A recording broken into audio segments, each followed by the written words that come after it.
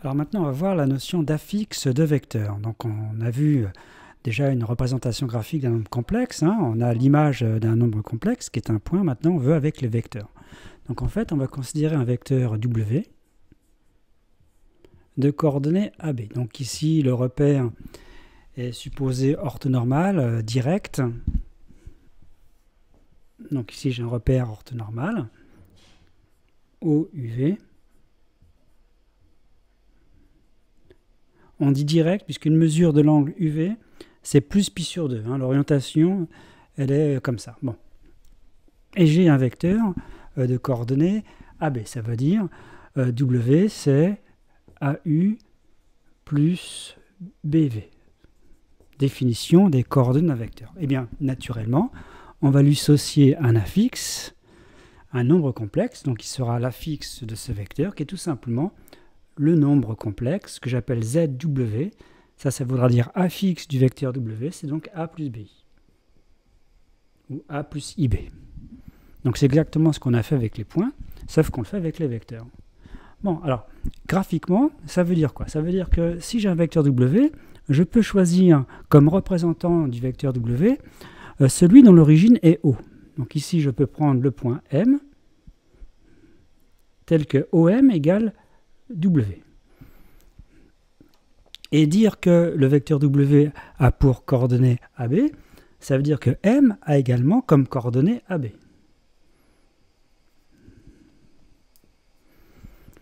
Puisque OM égale W. Et donc l'affixe d'un vecteur, du vecteur W, ça revient au même que l'affixe du point M, le point M vérifiant OM égale W. Donc ici, on remarque que l'affixe de W, c'est également l'affixe du point M, tel que OM égale W. Bon. Alors on va voir quelques propriétés de l'affixe de vecteur. Donc je prends ici le vecteur W, j'ai pris le représentant de ce vecteur d'origine O, donc j'ai le vecteur OM, c'est le vecteur W. Et on sait que l'affixe du vecteur W, c'est donc l'affixe du point M. Bien. Et je note ZW pour l'affixe du vecteur W. Alors ce que je voudrais savoir, la norme de W. La norme de W, c'est cette longueur-là, donc c'est OM. Mais par définition, OM ici, c'est le module de l'affixe de M. Donc ici, c'est le module de ZW. Donc la norme d'un vecteur, c'est le module de son affixe. Alors, autre renseignement qu'on aimerait avoir, c'est cet angle-là. L'angle U, ici je remets le vecteur U ici, et j'aimerais avoir une mesure de l'angle UW. UW. Eh bien, à condition que W soit non nul. Donc si W est un vecteur non nul, donc on va prendre W vecteur non nul, l'angle, une mesure de l'angle UW. Eh bien, une mesure de l'angle UW, c'est pareil qu'une mesure de l'angle UOM. UOM.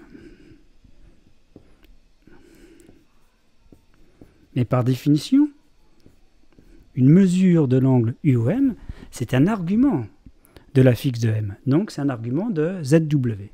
Donc, deuxième formule, une mesure de l'angle UW, c'est un argument de ZW. Donc ça, on s'en servira après quand on fera, donc il y aura une vidéo qui suivra uniquement sur les applications des nombres complexes en géométrie. Il y en aura même d'ailleurs plusieurs vidéos sur les applications en géométrie parce que c'est vraiment important. Et on se servira de ces formules-là. Donc déjà, première formule sur l'utilisation des vecteurs et de l'affixe d'un vecteur. On va voir d'autres propriétés sur les affixes de vecteurs. Alors, j'ai deux vecteurs W1 et W2 d'affixes respectivement Z1 et Z2. Je pourrais mettre ZW1, ZW2. Bon, alors déjà, première chose, dire que les vecteurs sont égaux, ça revient à dire que les coordonnées sont égales. Donc les parties réelles ici, parties imaginaires de Z1 et Z2 sont égales. Et dire que les parties imaginaires et réelles sont égales, ça veut dire que les nombres complexes sont égaux. Donc ça revient à dire que Z1 égale Z2. Donc l'égalité de vecteurs, c'est l'égalité de leur affixe. Ça, c'est un premier point. Donc pour démontrer que des vecteurs sont égaux, il suffira de démontrer que leurs affixes sont égales. Bien, alors deuxième chose, donc ça je vais le marquer au-dessus, j'aimerais avoir l'affixe d'une somme. Donc j'ai W1 plus W2. Alors si je prends les coordonnées, dire que W1 a pour affixe Z1. Z1 c'est A1 plus IB1. C'est-à-dire que W1, ses coordonnées sont A1, B1. Et pareil avec W2, les coordonnées sont A2, B2. Donc les coordonnées de W1 plus W2 sont A1 plus A2, B1 plus B2. Et donc, l'affixe de W1 plus W2, c'est A1 plus A2 plus I, B1 plus B2. Donc si on développe, ça fait A1 plus IB1 plus A2 plus IB2. Or, A1 plus IB1, c'est l'affixe de W1, et A2 plus IB2, c'est l'affixe de W2. Donc on obtient que l'affixe de W1 plus W2, c'est l'affixe de W1 plus l'affixe de W2. Il suffit de prendre les coordonnées de vecteurs, la somme de vecteurs, et on traduit avec les affixes, avec les nombres complexes. Donc on a une autre formule, l'affixe d'une somme, c'est la somme des affixes. Voilà ce qu'on obtient comme formule sur l'affixe d'une somme. Maintenant il reste la collinarité, c'est-à-dire si j'ai W2,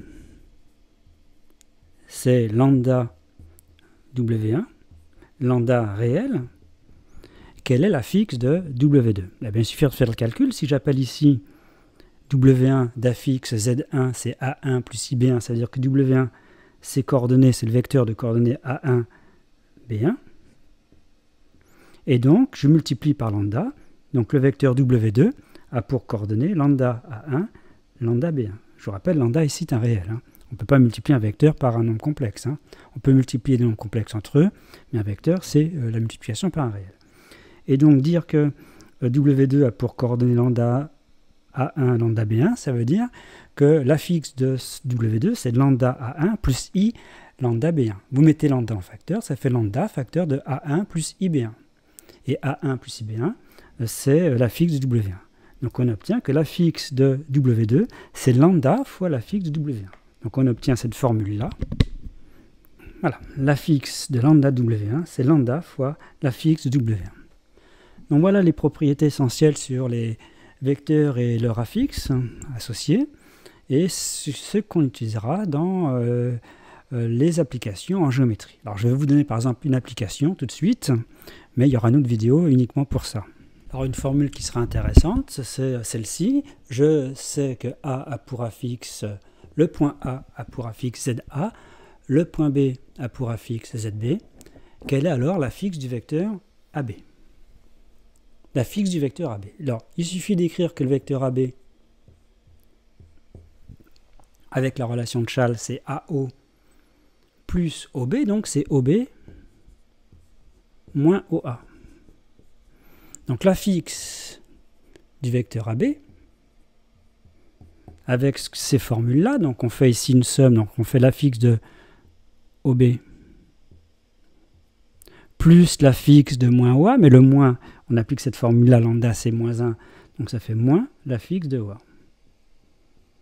Or, l'affixe de OA, c'est celle de A. C'est la définition de l'affixe d'un point. Donc ici, ça donne ZB moins ZA. Alors une dernière, toujours dans le même ordre d'idée, si je prends I, le milieu de AB, I, le milieu de AB, on sait que le vecteur OI, c'est 1/2 fois OA plus OB. Bon, on peut le démontrer aisément. On a une relation vectorielle. Si on a une relation vectorielle, on a la même sur les affixes. C'est d'après égalité. On a vu que quand des vecteurs sont égaux, les affixes sont égales. Donc déjà, première propriété. Donc ici, l'affixe du vecteur OI, ici comme c'est l'origine, c'est O ici, que j'utilise. Donc l'affixe du vecteur OM, c'est la fixe de M. Donc la fixe du vecteur OI, c'est la fixe de I. Et après, j'applique les formules. Donc je fais la fixe de 1 demi de quelque chose. Donc ça fait 1 demi fois la fixe de ça. Là, je la fixe d'une somme. Donc ça fait 1 demi. La fixe de OA, c'est la fixe de A. Et la fixe du vecteur OB, c'est la fixe de B. Donc vous avez une autre formule qui donne la fixe d'un milieu. La fixe du milieu I du segment AB, c'est 1 demi de ZA plus ZB. Puis on pourrait faire le centre de gravité, on pourrait même donner des formules générales pour un barycentre. Donc on verra donc vraiment des applications en géométrie.